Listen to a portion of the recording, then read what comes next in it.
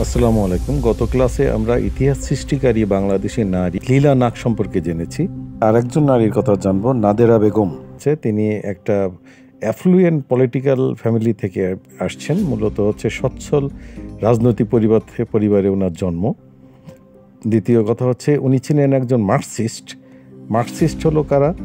Marxist বলতে তাদেরকে বোঝায় যে মানুষগুলো কার্ল মার্কস এর থিওরি, যেটা মার্কসিজম নামে পরিচিত, সেটাকে ফলো করে বা সমর্থন করে।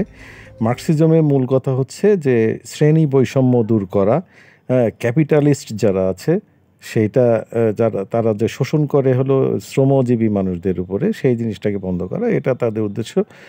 তো এই হলো সংক্ষেপে মার্কসিজম। আর তার সম্পর্কে আরেকটা কথা হচ্ছে এই যে তিনি ছিলেন one of the leading women rebels of her time. তার সময়ের যতগুলো মহিলারা রেবেল মহিলা ছিল, রেবেল কারা? যারা সংগ্রামী, যারা বিদ্রোহ করে, অন্যের বিরুদ্ধে কথা বলে, তারা হলো রেবেল। তো রেবেল মহিলাদের মধ্যে লিডিং যারা আছে, মানে নেতৃত্ব স্থানীয়, তাদের মধ্যে তিনি একজন।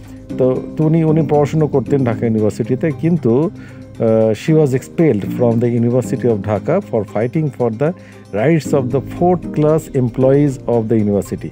ইউনিভার্সিটিতে যারা চতুর্থ শ্রেণীর কর্মচারী, যারা একটু নিচু শ্রেণীর, অর্থাৎ যারা হলো পিয়ন, ক্লার্ক, এই জাতীয় পোস্টে থাকে, তাদের বেতন ছিল খুবই কম, যেটা তারা নির্যাতনের শিকার, এক ধরনের বৈষম্যের শিকার ছিল। সেজন্য তাদের বেতন বৃদ্ধির জন্য উনি সংগ্রাম করেন। সংগ্রামের ফলে কি হয়েছিল? তাকে তো মূল্যায়ন করা হয়নি, বরং তাকে ইউনিভার্সিটি থেকে এক্সপেল করে দেওয়া হয়। আচ্ছা, তিনি ছিলেন একমাত্র মহিলা যে ওই সময়ে 1949 সালে যার ছবি দেখা যায় শেখ মুজিবুর রহমানের সাথে।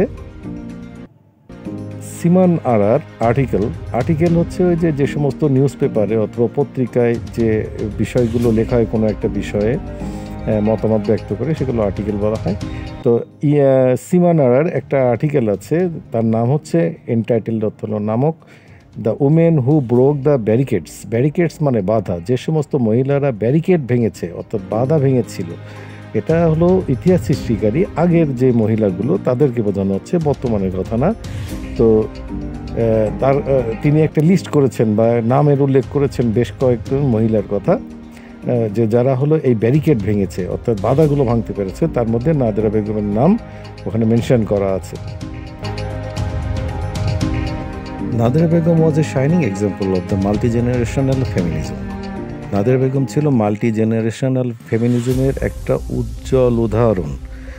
আচ্ছা, এখানে আমাকে জানতে হবে মাল্টি জেনারেশনাল ফেমিনিজম কি। এর সংজ্ঞা বলতে গেলে আসে, generational feminism is a feminist perspective that considers how to adapt to a changing world by learning from the past. It involves building bridges between the past and the present. অর্থাৎ feminism বলতে বোঝায় যেখানে নারীদের অধিকার, নারীদের বিভিন্ন বিষয় বা হলো যেখানে তারা নির্যাতিত, যেখানে সমান অধিকার পাচ্ছে না, এইসব বিষয়ে যারা হলো বেশ সচেতন এবং অ্যাক্টিভিস্ট, যারা হলো এ বিষয়ে কাজ করে, কথা বলে, তারা হলো ফেমিনিস্ট আমরা বলি। তো ওইটা যখন হলো বর্তমান এবং অতীত দুটো মিলে কাজ করা হবে, অতীতের অভিজ্ঞতা, বর্তমানের অভিজ্ঞতা, ভবিষ্যতে নারীদের জন্য আগে থেকে কথা বলা, এইগুলোকে বলা হচ্ছে মাল্টি জেনারেশনাল ফেমিনিজম। কারণ ফেমিনিজম চলছে বিভিন্ন জেনারেশনের মধ্যে। এবার আমরা আরও একজন ইতিহাস সৃষ্টিকারী নারীর কথা জানবো। ডিউরিং দ্য টিমালটিয়াস 60s, উচ্চারণটা হবে during the tumultuous 60s, soon after the language movement, we can find yet another woman as a valiant fighter against oppression, Razia খান আমিন। মানে গোলযোগপূর্ণ 60-র দিকে, এটা আমাদের একটু ব্যাখ্যা করতে হবে কি গোলযোগ ছিল ওই সময় 1960-র দিকে। এই সময় কি আসলে ঘটেছিল সেটা জানতে হবে। প্রশ্ন আসতে পারে যে টিমালটিয়াস 60 কেন বলা হয়েছে। তো এখানে in 1960s a number of tumultuous events to place in Bangladesh. অনেকগুলো এরকম গোলযোগপূর্ণ ঘটনা ঘটেছিল 1960 সাল এবং 1970 সালের মধ্যে। তার মধ্যে একটা ছিল 1965 ইন্দো পাক ওয়ার, অর্থাৎ ইন্ডিয়া এবং পাকিস্তানের মধ্যে একটা যুদ্ধ হয়েছিল 1965 সালে। আর এই সময়ে আবার আরও একটা ঘটনা ঘটেছিল, যেটা হলো 6 পয়েন্ট মুভমেন্ট, আমরা বাংলায় যেটাকে বলি 6 দফা আন্দোলন, সেটাও কিন্তু ওই 60-এর দশকে হয়েছিল। তাহলে এটাও একটা ঘটনাবহুল ব্যাপার এবং টিমালটুয়াস বিষয়।